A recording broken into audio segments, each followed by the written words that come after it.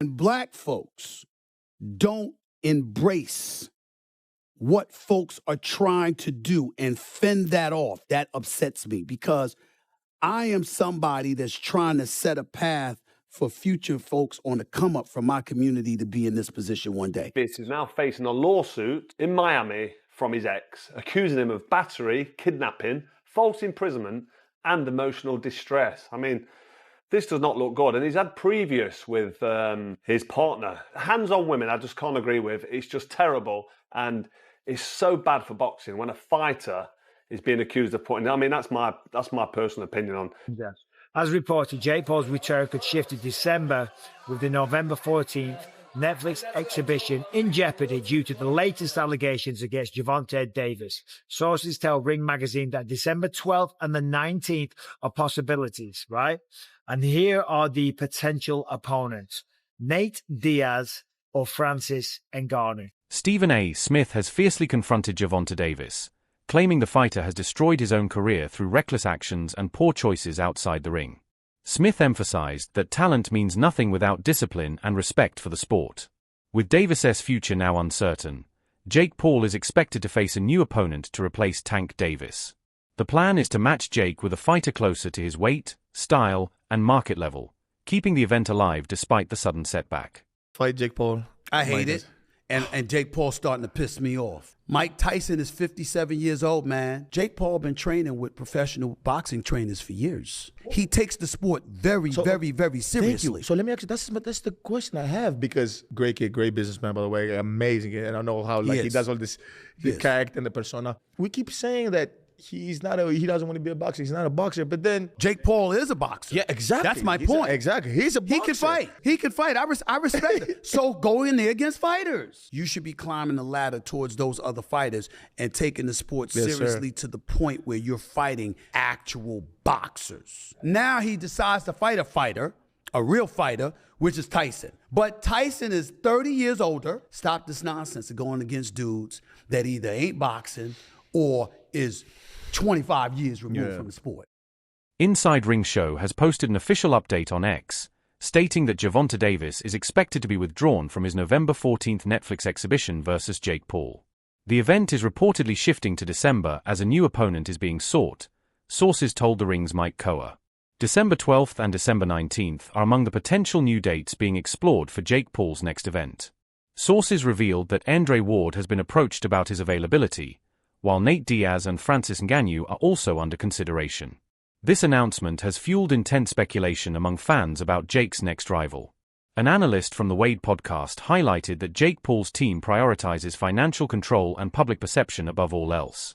They believe the lawsuit against Gervonta Davis could drastically reduce pay-per-view sales, as many fans may hesitate to support a fighter facing such serious allegations. The analyst further noted that Jake's team values reputation just as much as revenue, and that this controversy could tarnish both. The fight was meant to attract mainstream attention through Netflix's global platform, but now the headlines surrounding Davis's lawsuit have completely changed the narrative. Although boxing often thrives on drama, the analyst warned that legal scandals can turn audiences away rather than draw them in. Jake takes these fights very, very seriously. And I just thought, okay, this is going to get a little more interesting than I previously thought. I thought it would be a bit of a mismatch, a bit of a, boxing experience to Gervonta Davis. Jake bringing the size and power, and we're going to get one of these stalemates where no one wants to take a real risk and both guys are going to get paid. Turns out no guy may get paid, or Gervonta Davis might be kicked off the card because we have a new, not champion, a new domestic violence abuse allegation against Gervonta Davis. There's been a lot of allegations against Tank, and some of those have been dropped, and others have not really been pursued, and you don't really know what's what behind the scenes with people, but when things like this happen over and over, I think this is his fourth or maybe fifth allegation of domestic abuse, you kind of start to have to look at the person that's being accused of such and go, why do you keep ending up in these situations? And the way it's described, we've even seen Tank do some of the things already on camera. But let's get into this thing, and then we'll just go right into the report from Chris Mannix here. Shout out Mannix. Obviously, you guys know him as a commentator with DAZN, covers boxing. covers basketball as well for SI. Chris Mannix on Twitter says, Netflix and reps for Jake Paul have been exploring potential replacements for Gervonta Davis. Sources familiar with the situation told SI Now.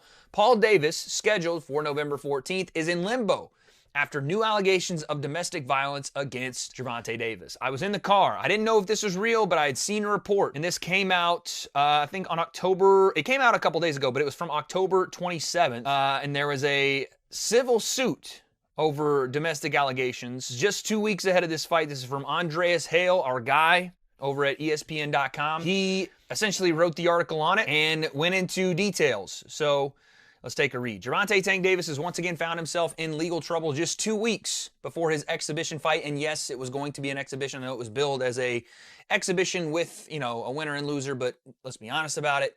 Two guys, massively different weights, massively different experience. It was going to be an exhibition. On November 14th, a new civil lawsuit filed in Miami-Dade County has put the WBA lightweight champion in hot water over another. Mike Koa, senior insider for Ring Magazine and co-host of Inside Ring Show, stated on X, citing reporter Chris Mannix, that Jake Paul's return could be pushed to December.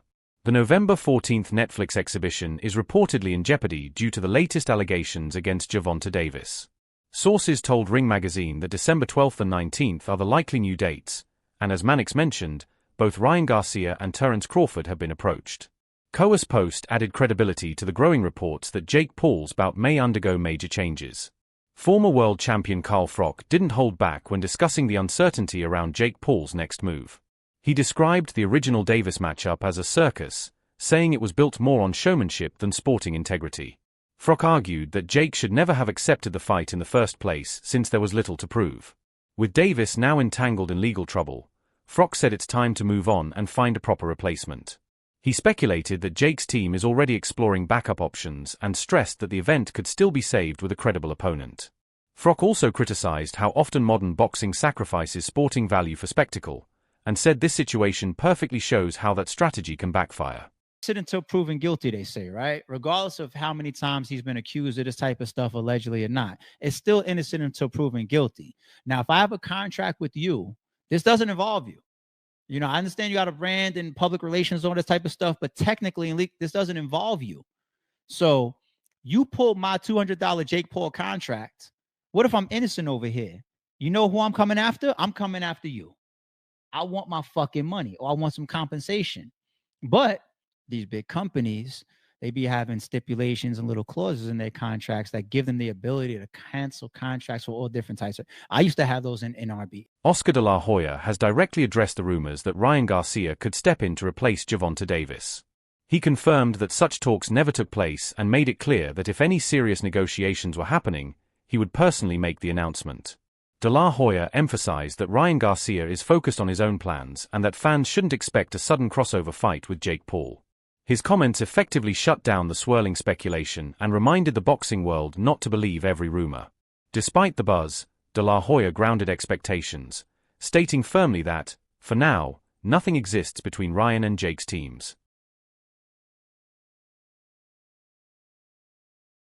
So I wake up to calls from reporters asking me about Jake Paul and Ryan Garcia. Let me just tell you why this fight is not going to happen. Ryan Garcia fights for DAZN, and Jake Paul fights on Netflix. I mean, that's pretty much the bottom line. Golden Boy has a contract with DAZN. Ryan Garcia has a contract with Golden Boy. And that's just the way it is. I mean, this is business. Ryan Garcia's probably going to go on a rant saying, oh, you're keeping me from making money and this and that and fighting. No, you have to go by the law, by the rules. You have a contract with DAZN. You have a contract with Golden Boy. Just doesn't happen that way. So anyway, until next time, we'll see you Saturday for Virgil Ortiz. But again, Ryan Garcia's next fight will be announced. Commentators have noted that this is not Gervonta Davis's first brush with controversy. Earlier this year, he was accused of mistreatment by the mother of his children, a case that was eventually dropped but still damaged his public image. Now, with another ex-girlfriend filing a lawsuit, many believe Davis must confront his behavior seriously. Analysts argue that fame and success mean little if a fighter cannot control his actions outside the ring. The repeated accusations have raised doubts about his discipline and professionalism, threatening to overshadow his career achievements. Some experts even suggested that Davis's management team should intervene to help him regain focus and protect his legacy before his personal issues destroy everything he has built. Rematch never happened. The Paul camp still thought Tank is a big enough name regardless of his previous result to go ahead with this bout. But just as they were going to announce this fight initially, DV allegations dropped. Tank was arrested and it was once again put in doubt.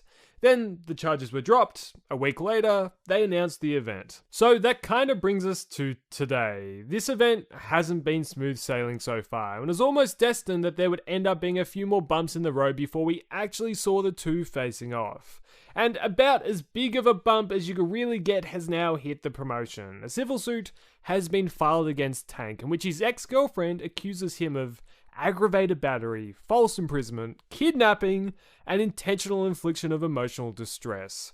While it was also reported by ESPN that a report has been filed additionally with the Miami Gardens Police Department last Tuesday. However, as I'm recording this, there's yet to be any criminal charges. Now, these alleged incidents happened last month, which was after the announcement of the fight. You would think if you're Tank on the verge of the biggest payday he's ever gotten, he would be doing anything to stay out of trouble, yet he continues to find himself in negative situations again and again. But in saying all of this, everything at the moment is very much alleged, and I'm not really here to talk about the validity of these claims.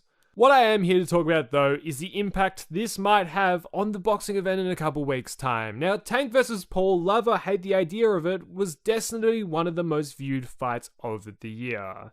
Although there are rumours of there being poor ticket sales, the at-home audience that Courtney Roselle's lawsuit against Gervonta Davis, filed in Miami-Dade County, paints a disturbing picture.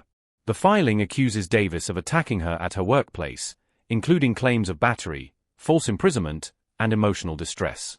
The timing of the lawsuit, just weeks before Davis's scheduled fight with Jake Paul, has raised eyebrows throughout the boxing community. Some analysts have questioned why the legal action was delayed until now, speculating it may have been timed to disrupt his biggest event. Others, however, defend the timing, noting that victims often delay coming forward due to fear or external pressure. Commentators have even drawn parallels to past fighters like Mike Tyson, suggesting that the same aggression that drives success in the ring can sometimes manifest destructively outside it. Regardless of motive, the case has cast a heavy shadow over what was supposed to be one of boxing's biggest streaming events of the year.